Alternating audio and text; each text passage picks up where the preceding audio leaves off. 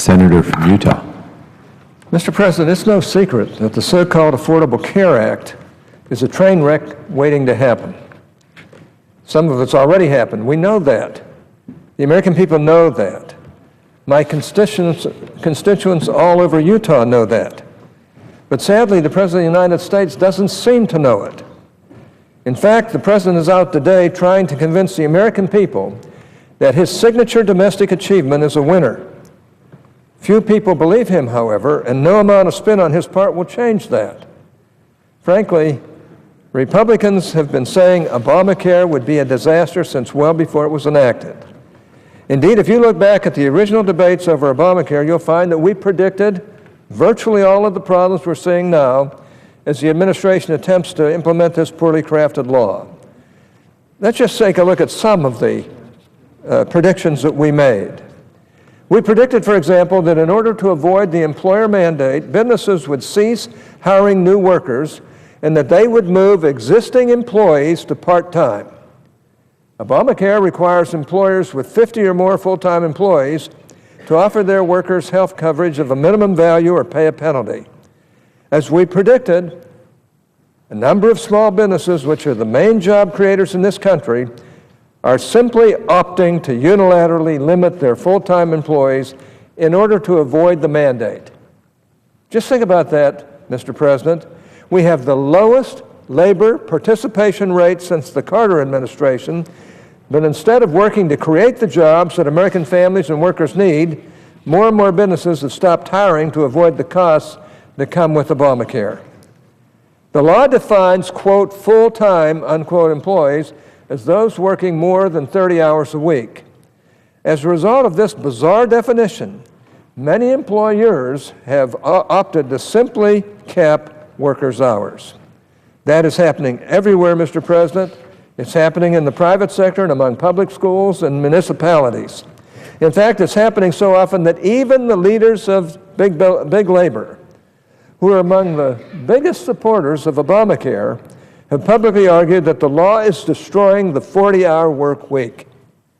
That's just one Republican prediction about Obamacare that came true. We also predicted that Obamacare would cause people who currently have health insurance to lose it. We all remember the President's infamous promise that, quote, if you like your plan, you can keep it, unquote. Sadly, our post-Obamacare experience hasn't borne that out. At the time, Republicans said that there was no way that he could fulfill that promise, and we were right. According to the Congressional Budget Office, millions of Americans are likely to lose their current employer-provided health insurance under the President's health law. We also predicted that the costs of health insurance premiums would skyrocket as insurance companies struggle to comply with all of the new mandates under the law. This is also happening. Numerous studies have shown that the cost of premiums have continued to go up since Obamacare was passed and are predicted to go up even further next year as the law is more fully implemented. The question is, how high are the costs going to go? Yesterday, the administration released a report claiming that Obamacare is bringing down the cost of health insurance premiums.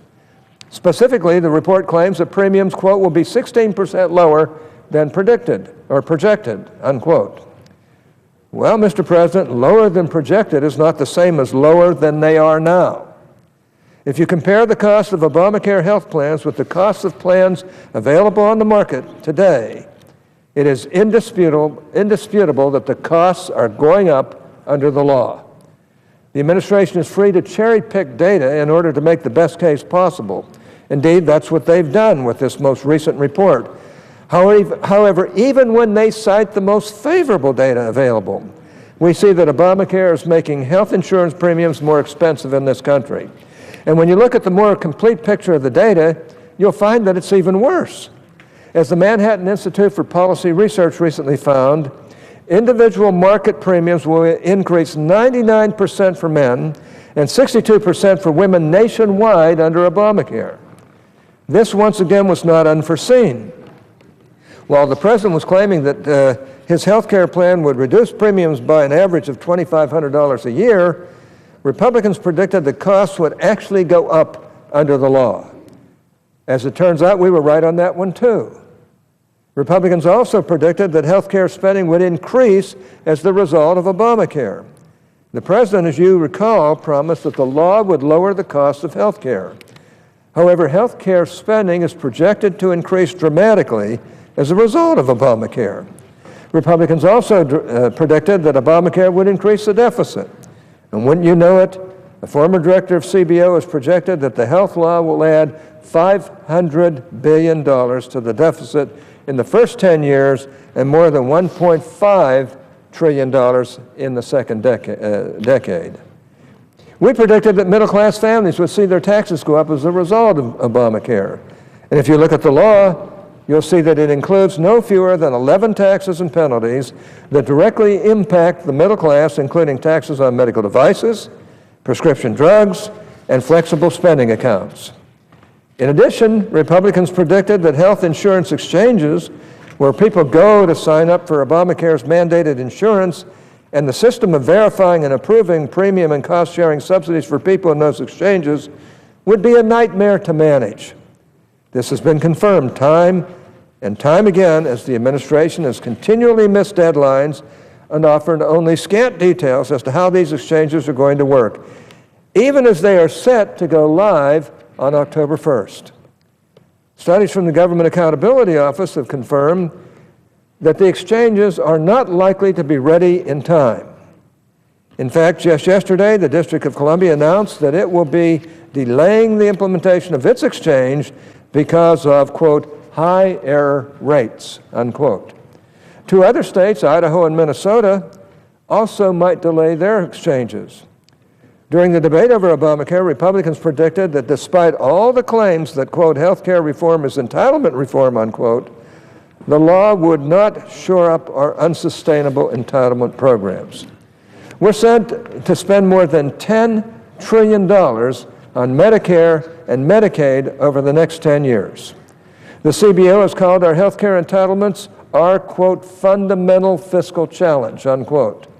And according to the CBO, the Congressional Budget Office, the president's health law hasn't done anything, has not done anything to diminish the problems facing these massive programs.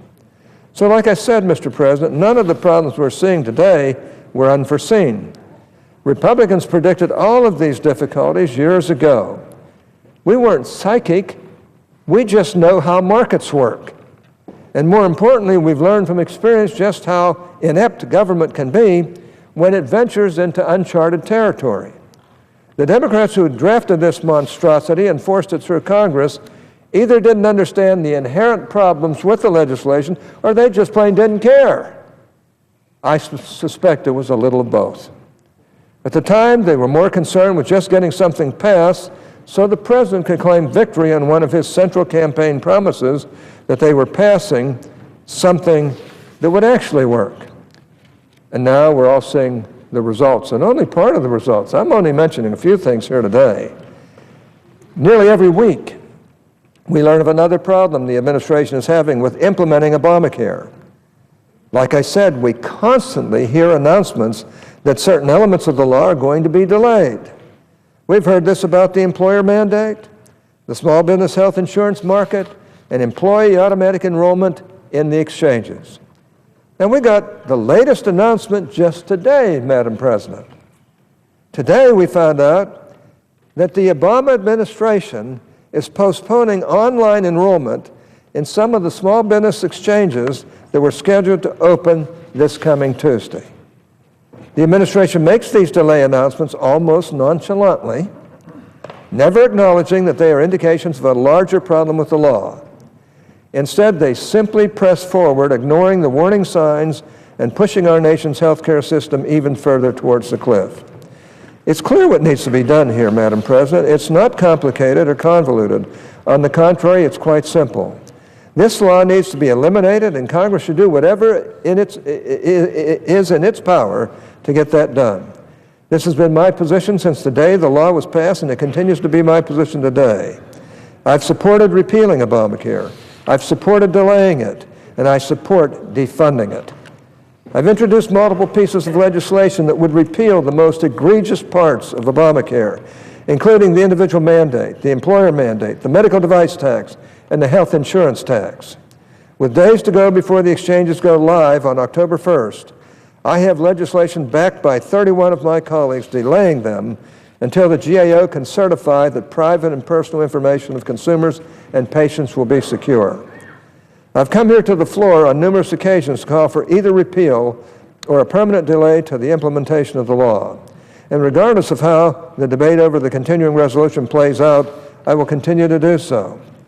Madam President, this law costs more and will do far less than was promised when the bill was first drafted, debated, and passed. The Democrats who wrote this law and forced it through Congress may have thought that the American people were naive enough to believe all the promises that came with Obamacare, but from the beginning, polls have shown that the majority of Americans do not support it, and with good cause.